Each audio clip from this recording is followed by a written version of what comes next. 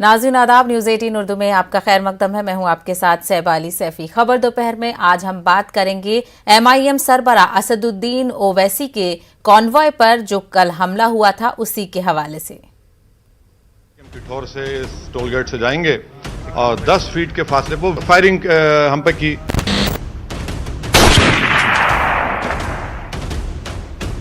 मिल्लत इस्लामिया हिंद और इस जमहूरियत के लिए बहुत ही कीमती हीरा है।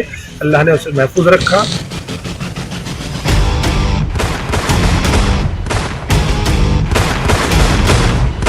यहाँ पर आने के बाद हम एडिशनल एसपी से हमारी बात हुई। उन्होंने कहा कि हमें उस स्पॉट पर एक हथियार मिला है और एक अटैकर को भी वो लोग एप्रीहेंड किए।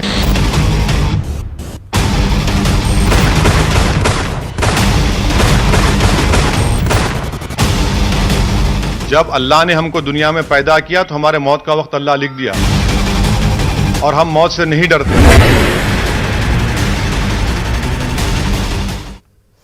जी हां, MIM के सरबरा असदुद्दीन ओवैसी उन पर हुए हमले का जिक्र पार्लियामेंट में करेंगे। असदुद्दीन ओवैसी ने कहा है कि वो इलेक्शन कमीशन से भी इस मामले में शिकायत करेंगे। पुलिस के मुताबिक असदुद्दीन ओवैसी पर हमला करने वाले 2 हमलावर शुभम और सचिन को पुलिस ने गिरफ्तार कर लिया है।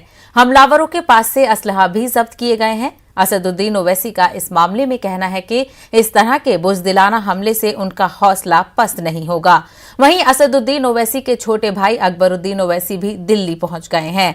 तो पूरा मामला ये कल का था जब असदुद्दीन ओवैसी उत्तर प्रदेश असेंबली इंतखाबात के पेश नज़र अपनी पार्टी की तशहीरी मुहिम के लिए उत्तर प्रदेश पहुंचे थे, जहां वो अपने पार्टी के उम्मीदवारों के हक में वोट मांगने पहुंचे थे। वो मेरठ में तशहीरी मुहिम में लगे हुए थे। 4 गाड़ियों का काफिला बताया जा रहा है कि जब वो मेरठ से वापस लौट रहे थे उनके साथ था और जब वो पिलखवा टोल गेट पर पहुंचे वहां पर यह पूरा वाकया पेश आया जब 2 लोग उनके गाड़ियों के काफिले के नजदीक नजर आते हैं, क्योंकि अमूमन जब टोल गेट से कोई भी गाड़ी पास होती है तो बैरिकेड के जरिए रफ्तार धीमी हो जाती है। तो वहीं पर यह पूरा हादसा पेश आया जब 3 से 4 राउंड की फायरिंग असदुद्दीन ओवैसी की गाड़ियों पर की गई। तो पूरा जो ये बड़ा हमला इसको देखा जा रहा है, क्योंकि उत्तर प्रदेश में असेंबली इंतखाबात होने वाले हैं। असदुद्दीन ओवैसी ने अपनी पार्टी के लिए अपनी पार्टी को 100 सीटों पर उतारने का ऐलान किया था। तो पूरा ये हादसा बड़ा होता जा रहा है और सिक्योरिटी को लेकर इस हादसे के बाद सवाल उठ रहे हैं। इस पर पुलिस का क्या बयान सामने आया है, आइए आपको सुनवाते हैं। समय लगभग 5:20 बजे किठौर जनपद मेरठ से दिल्ली जाते समय माननीय सांसद श्री असदुद्दीन ओवैसी के काफिले पर छिजारसी थाना पिलखवा जनपद हापुड़ पर अज्ञात 2 व्यक्तियों द्वारा फायर किया गया। इस घटना पर पुलिस द्वारा तत्परता से कार्रवाई करते हुए एक अभियुक्त सचिन को गिरफ्तार कर लिया तथा थोड़े अंतराल के बाद दूसरे अभियुक्त शुभम को भी गिरफ्तार करके उनके पास से अवैध असला एवं घटना में प्रयुक्त ऑल्टो कार को भी बरामद कर लिया गया है। प्रारंभिक पूछताछ के दौरान अभियुक्त सचिन द्वारा बताया गया कि माननीय सांसद की पार्टी के पदाधिकारियों द्वारा दिए गए वक्तव्य से व्यथित होकर इस घटना को कारित किया है। घटना की छानबीन एवं साक्ष्य संकलन हेतु टीम का गठन कर दिया गया है एवं इसके कारणों की विस्तृत जांच की जाए। तो मजीद तफसील हासिल करेंगे हमारे नुमाइंदे रोहित इस वक्त गाजियाबाद से जुड़ गए हैं हमारे साथ, और पिलखवा टोल प्लाजा जो है वो गाजियाबाद से बहुत करीब है। तो जो भी कुछ लेटेस्ट अपडेट है वो हमारे नुमाइंदे बताएंगे।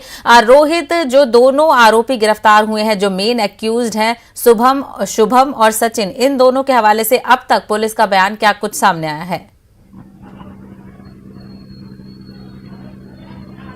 जी बिल्कुल, देखिए मेरठ के किठौर विधानसभा से कल बृहस्पतिवार के दिन तकरीबन 5:30 बजे असदुद्दीन ओवैसी पिलखवा गाजियाबाद की सीमा में जो टोल पड़ता छिजारसी उस पर पहुंचे, तभी 2 हमलावरों ने उन पर फायरिंग कर दी, जैसे कि सीसीटीवी घटना में सामने आया है। उनकी गाड़ी की जो फायरिंग हुई, उनकी गाड़ी के निचले हिस्से पर गोलियां लगी, जिससे जो गाड़ी थी उस पर भी गोलियों के निशान मिले, उनकी गाड़ी पंचर हो गई। तो कहीं ना कहीं जो ये हमला हुआ एक साजिश के तहत किया। 1-2 दिन के अंदर तो ये हमला नहीं किया जा सकता है, पहले से ही घात लगाकर बैठे थे या इसकी प्लानिंग चल रही थी।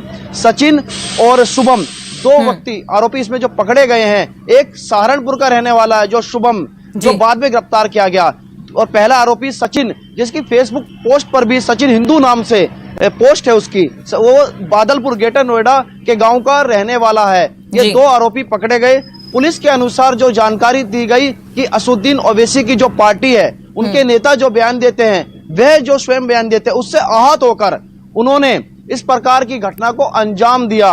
लेकिन जो सबसे ज्यादा बात ये सामने आ रही है कि आखिरकार पश्चिम यूपी में चुनाव है और पहले चरण का जो चुनाव है पश्चिम यूपी में ही है और लगातार असदुद्दीन ओवैसी मीटिंग कर रहे हैं, पहुंचते हैं विधानसभाओं में अपने प्रत्याशी के लिए प्रचार करने। इससे पहले साहिबाद विधानसभा में ही पहुंचे थे।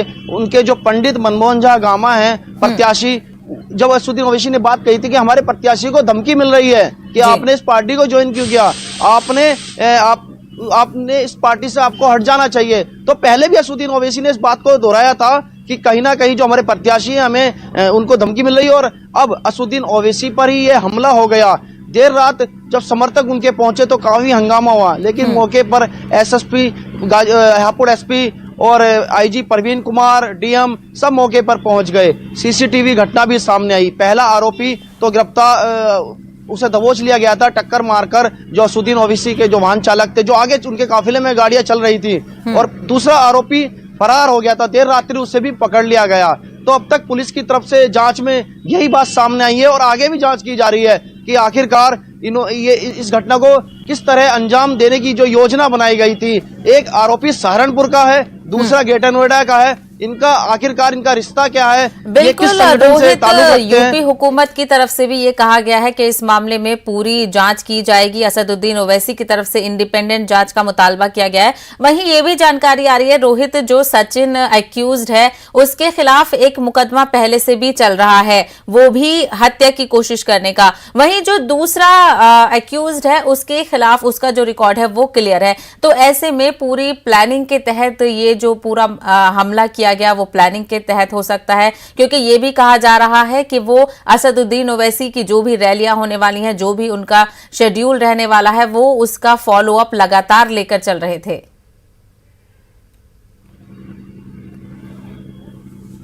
जी बिल्कुल, देखिए असदुद्दीन ओवैसी एक बहुत बड़े नेता है। ये बात ये हमलावर भी जानते थे कि अगर हम इन पे हमला करेंगे तो कानूनी कार्रवाई तो बनेगी ही। और इन्होंने छिजासी टोल ही क्यों चुना? क्योंकि हाईलाइट होने के लिए वहां पर सीसीटीवी लगे हुए हैं। इन्हें चमकना था कि हमें किस तरीके से हाईलाइट होना है अपने आप को। सचिन के ऊपर पहले से एक आरोप है और शुभम इसमें शामिल हुआ, तो कहीं ना कहीं एक तरीके से कि जिस अपने आप को हाईलाइट करना कि पश्चिम यूपी में चुनाव है, और कहीं ना कहीं ध्रुवीकरण भी इसे माना जा सकता था कि जिस तरीके से ये घटनाक्रम को अंजाम दिया गया, तो कहीं ना कहीं भावनाएं भी हाथ होती इसमें। और जो इस समय जब उत्तर प्रदेश में चुनाव है तो उसको लेकर माहौल भी बिगड़ सकता था सांप्रदायिक। तो ऐसे में पुलिस ने यथा स्थिति को समझा और तुरंत ही मौके पर पहुंच के उस यथा स्थिति को संभाला और आगे की जांच की बात भी कही गई। लेकिन जो ये युवक हैं, इनका किससे संबंध है, इसमें और भी जांच होनी चाहिए। जब ये सारा सच सामने आना चाहिए, आखिरकार ये हमला कब किया गया, साजिश कैसे रची गई। बिल्कुल, इस मामले में पूरी तहकीकात अब सिलसिलेवार तरीके से की जाएगी। रोहित, आप हमारे साथ बने रहिए, आपके पास लौटूंगी। इस वक्त मैं रुक करूंगी हैदराबाद से, हमारे नुमाइंदे संजय तिवारी इस वक्त जुड़ गए हैं। संजय तिवारी, हैदराबाद में असदुद्दीन ओवैसी की बड़ी फैन फॉलोइंग है, लोग उनसे बहुत ज्यादा मोहब्बत करते हैं और उनको फॉलो करते हैं। ऐसे में इस हमले के बाद हैदराबाद में क्या कुछ सरगर्मियां देखी जा रही हैं इस वक्त? सहबा, जाहिर तौर पर जो ऑल इंडिया मजलिस इत्तेहादुल मुस्लिमीन जो उनकी पार्टी है, उसके अंदर जो है जब इस घटना के बाद से सनसनी सी फैल गई और उनके जो असदुद्दीन ओवैसी के चाहने वाले, उनके समर्थक हैं, वो काफी जो है वो पार्टी के ऑफिस में जमा हो गए थे। पुलिस का काफी डिप्लॉयमेंट कल से वहां पर पार्टी ऑफिस में किया गया है। इसके अलावा जो पुराना शहर है वहां पे भी पुलिस का डिप्लॉयमेंट बढ़ा दिया गया है। आज जो मक्का मस्जिद इलाके में है वहां पर पुलिस का डिप्लॉयमेंट काफी देखा जा रहा है चार मीनार के आसपास। और खास तौर पे कल प्रधानमंत्री यहाँ हैदराबाद आ रहे हैं। यहाँ पर स्टैच्यू ऑफ इक्वालिटी का उद्घाटन होना है, तो जाहिर तौर पर पुलिस की चिंताएं जो है इसको लेके बढ़ गई हैं। अभी जो हमको जानकारी मिली है कि पुलिस ने इस सिलसिले को, इस घटनाक्रम को लेकर भी स्थितियों की समीक्षा के लिए एक बैठक की है और किस तरह से सुरक्षा व्यवस्था बढ़ाई जाए उस पर निगाह लगातार रखी जा रही है। अब हैदराबाद में अभी स्थितियां किसी तरह से कोई कानून व्यवस्था की स्थिति नहीं निर्मित हुई है, लेकिन जाहिर तौर पर पुलिस अलर्ट है इस पूरी घटना को लेकर। जी सर, बिल्कुल संजय तिवारी, हम तस्वीरों में भी देख सकते हैं चार मीनार के इलाके पर काफी सिक्योरिटी देखी जा रही है। वहीं कुछ इलाकों में संजय कल प्रोटेस्ट भी देखा गया था, लोग इस मामले को लेकर काफी नाराज नजर आ रहे थे। तो क्या आज भी कहीं पर प्रोटेस्ट देखा जा रहा है या कुछ तैयारी है? क्योंकि आज जुम्मे का दिन है, हो सकता है बाद नमाज जुमा कुछ ऐसे मामला सामने आए। ऐलानिया तौर पर इस तरह के किसी भी प्रोटेस्ट का ऐलान आज की तारीख आज नहीं है, लेकिन जैसे ही जुम्मे की नमाज जो होगी उसके हो सकता है कि जो है वो ओवैसी और AIMIM के समर्थक कुछ विरोध प्रदर्शन जाहिर करने की कोशिश करें, और इसी बात को ध्यान में रखते हुए पुलिस ने सुरक्षा व्यवस्था जो है वो मुकम्मल की है, बढ़ाई है। काफी पुलिस का डिप्लॉयमेंट जो है वो चार मीनार पूरे इलाके में है। DCP साउथ खुद इस पूरे चीज को मॉनिटर कर रहे हैं और पुलिस कमिश्नर जो हैदराबाद है वो इस पूरी स्थिति पर नजर बनाए हुए हैं। अभी स्थितियां शांतिपूर्ण बनी हुई है, लेकिन छुटपुट कहीं पर भी विरोध प्रदर्शन के नाम पर जरूर जो है कुछ लोग इकट्ठा हो सकते हैं और विरोध प्रदर्शन कर सकते हैं। हैदराबाद में जो किसी तरह के कोई बंद का ऐलान सच नहीं किया गया है, और उसी तरह से दुकानें जैसे कल खुली हुई थी उसी तरह से दुकानें वगैरह सारी खुली हुई है, लेकिन पुलिस जो है वो चाक चौबंद है। किसी भी तरह की कोई भी घटना से निपटने के लिए पुलिस तैयार है। जी बिल्कुल संजय, इस हमले के बाद से यकीनन सिक्योरिटी को लेकर भी सवाल खड़े हो जाते हैं। दिल्ली से हमारे नुमाइंदे शंकर आनंद इस वक्त हमारे साथ जुड़ गए हैं। शंकर, आज असदुद्दीन ओवैसी लोकसभा में भी इस मामले को उठाने वाले थे, उनका ये भी कहना था कि वो स्पीकर से भी मुलाकात करेंगे, तो आज इस हवाले से क्या कुछ अपडेट आ रही है?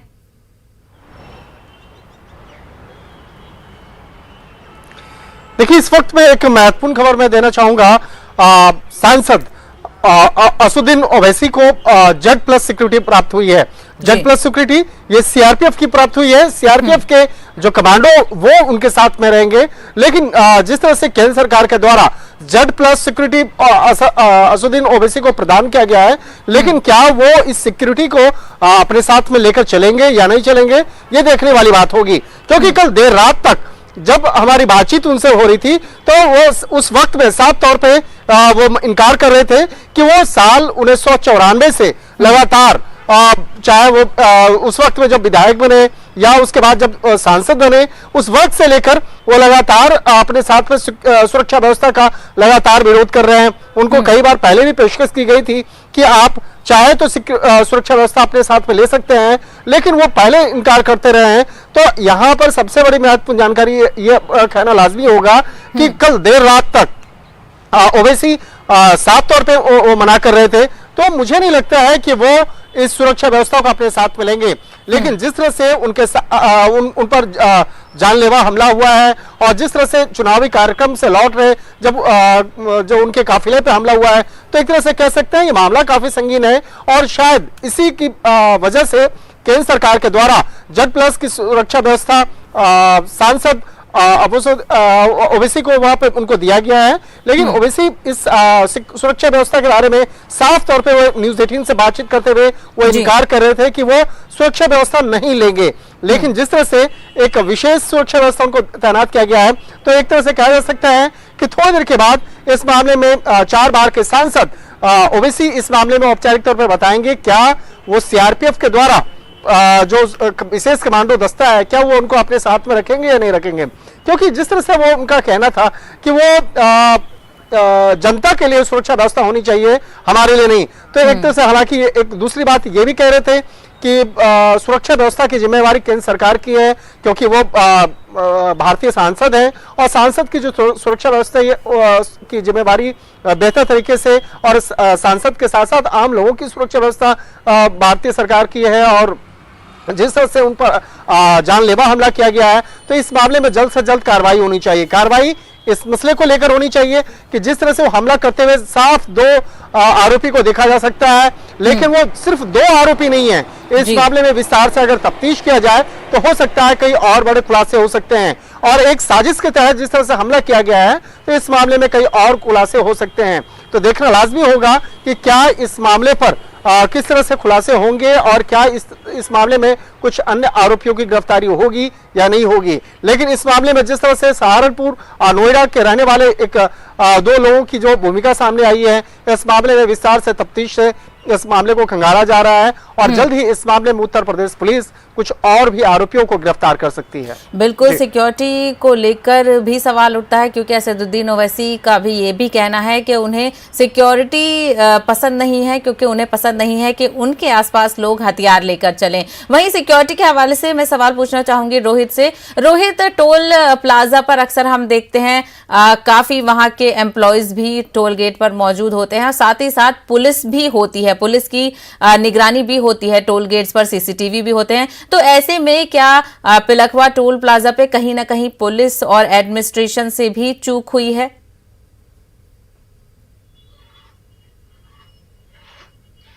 जी बिल्कुल, लगातार जो उत्तर प्रदेश में जो नेता हैं वे कानून व्यवस्था को लेकर सवाल उठाते हैं और जो पक्ष में जिनकी सरकार है वे कहते हैं कि उत्तर प्रदेश में कानून व्यवस्था बेहतरीन है।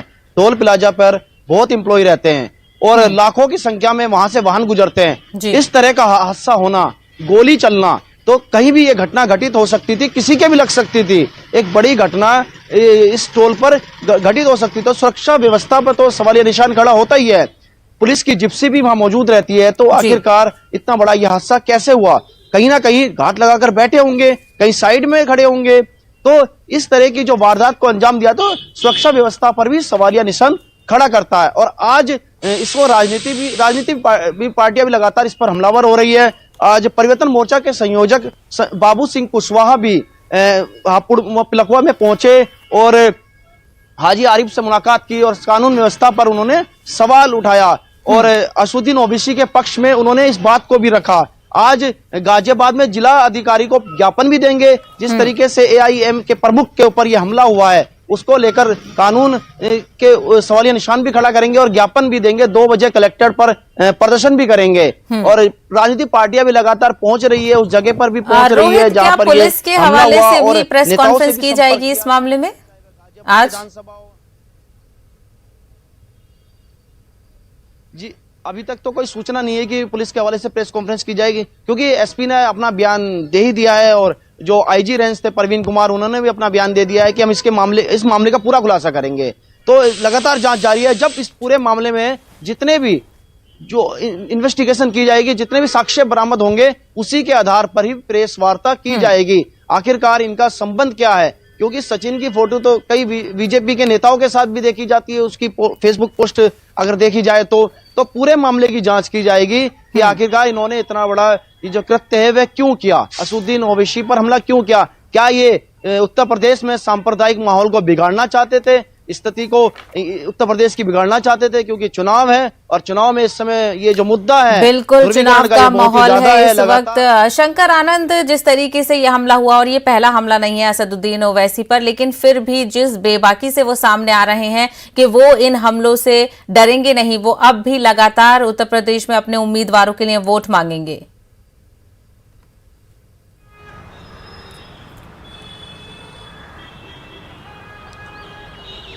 शंकर,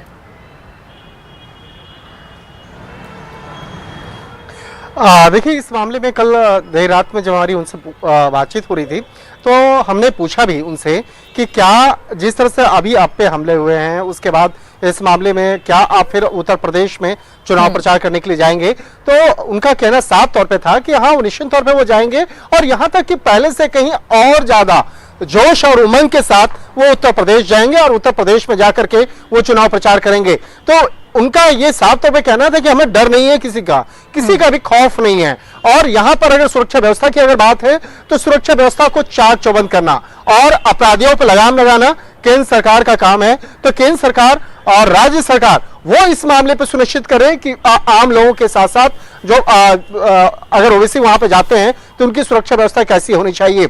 लेकिन जिस तरह से अब केंद्र सरकार के द्वारा अब Z+ सुरक्षा व्यवस्था सांसद ओवैसी को अब दिया गया है, तो वहां पर देखना लाजमी होगा क्या इस मामले पर वो उनका कोई बयान आएगा, क्या वो सुरक्षा व्यवस्था को लेंगे या नहीं लेंगे। Z+ की सुरक्षा व्यवस्था जो है अपने आप में बहुत बड़ी बात है, क्योंकि बहुत गिने चुने लोगों को ही Z+ की सुरक्षा व्यवस्था दी जाती है। और जिस तरह से सांसद ओवैसी पर जिस तरह से हमले हुए हैं, जिस तरह जानलेवा हमला हुआ है, तो उसके बारे में जिस तरह से वो कल बता रहे थे वो निश्चित तौर पे वो काफी चौंकाने वाला है। क्योंकि काफी करीब से उन पर हमला किया गया है। जिस तरह से उनके गाड़ी के 2 गोलियों के निशान भी देखे जा रहे थे, तो 2 गोलियों के निशान जिस तरह से देखने को मिले हैं, तो वो साफ तौर पे पता चलता है कि वो जो मौजूद जैसा गन जो है 9mm पिस्टल है, उससे वो हमला किया गया है।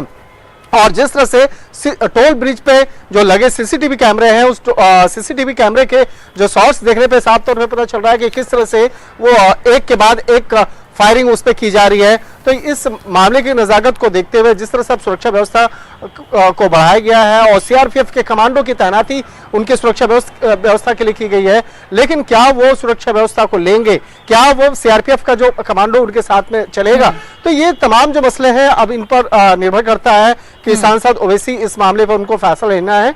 और वो अगर फैसला लेते हैं तो निश्चित तौर पे देखना लाजमी होगा कि किस तरह से अब कितने कमांडो होंगे। शंकर, वही जो दोनों अक्यूज हैं उनके हवाले से भी ये जानकारी आ रही है कि जो सचिन है उस पर एक मुकदमा पहले से ही दर्ज है, वो भी मर्डर का, और वहीं इसके अलावा जो दूसरा अक्यूज्ड है उसके खिलाफ कोई मुकदमा नहीं है, उसका रिकॉर्ड क्लियर है। ऐसे में इनको जो गन्स हैं और जो आर्म्स हैं वो किस तरीके से फराम हुई होंगी, इस पर भी सवाल उठ जाता है, क्योंकि इलेक्शन के दौरान चेकिंग भी काफी रहती है।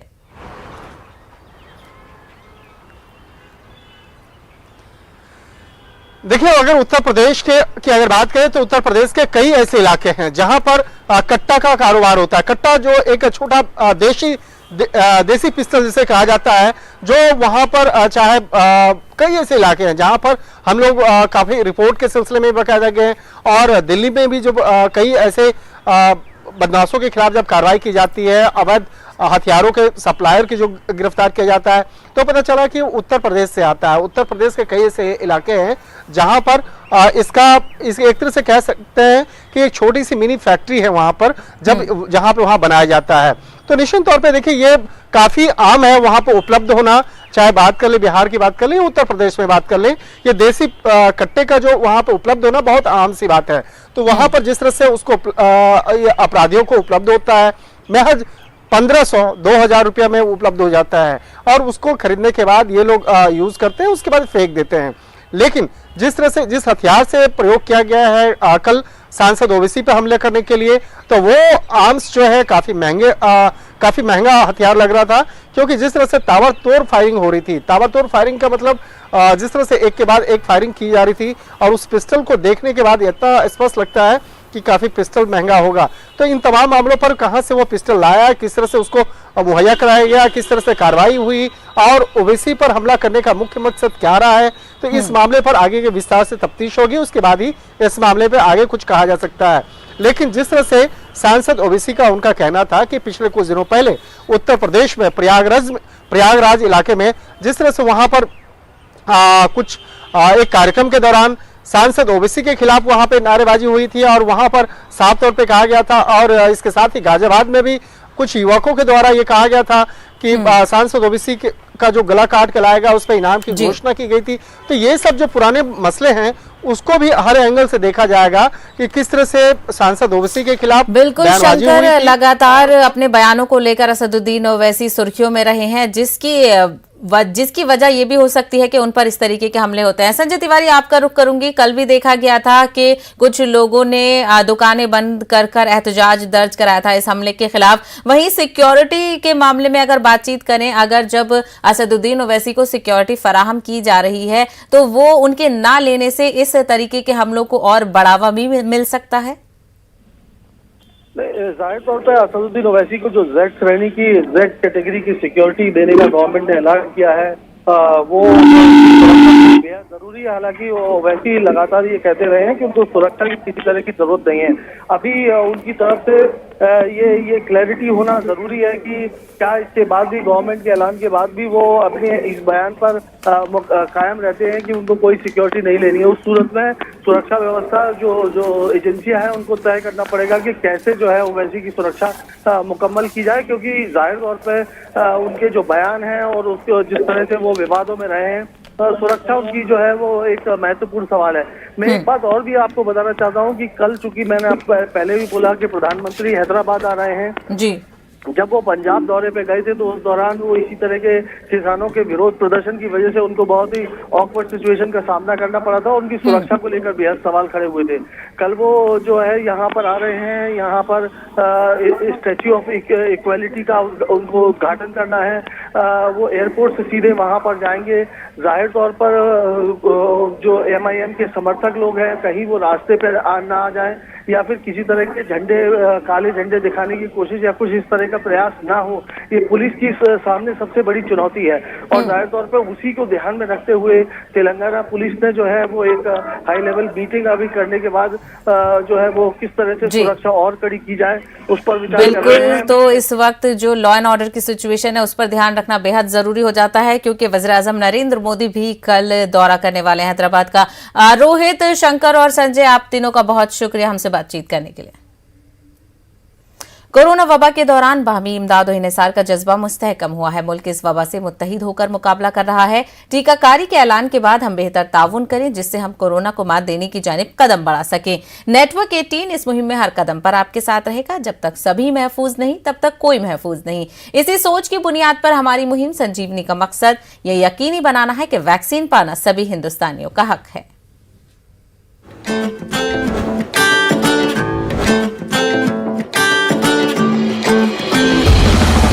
टीका लगा, टीका लगा, टीका